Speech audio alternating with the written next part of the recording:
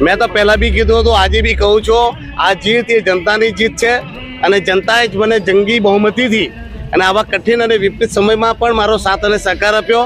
જનતા બોલી નહીં તો જનતાએ જવાબ આપ્યો છે અને આ દમણ દીવની જનતાનો ખૂબ જ આભાર માનું છું. અને આજે હું આ ફરીથી એ બધા વિસ્તારો ચૂકી ગયા હતા જ્યાં હું રેલી નહીં કાઢી શક્યો હતો સમયના અભાવે, તો ફરીથી લોકોના ઘરે ઘરે અને લોકોને મળવાનો અને તેમનો આભાર માનવાનો પ્રયાસ કરી રહ્યો છું.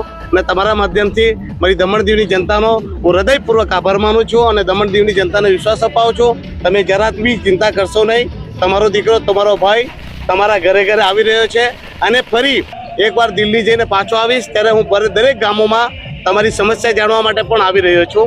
તમે જે મારા પર વિશ્વાસ રાખ્યો છે તે વિશ્વાસને પૂરો કરવાની પૂરેપૂરી કોશિશ કરીશ. આ દીવમાં પણ અમે 2 દિવસ માટે ત્યાં રેલીઓ કાઢી હતી, લોકો પાસે ગયો હતો, લોકોના આશીર્વાદ લીધા હતા અને લોકોનો આભાર માન્યો હતો.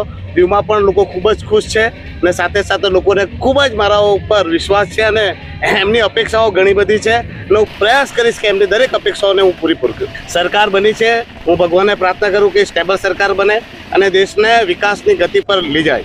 એના માટે સરકારને હું અને પ્રધાનમંત્રી નરેન્દ્રભાઈ મોદીજીને બી અભિનંદન પાઠવું છું.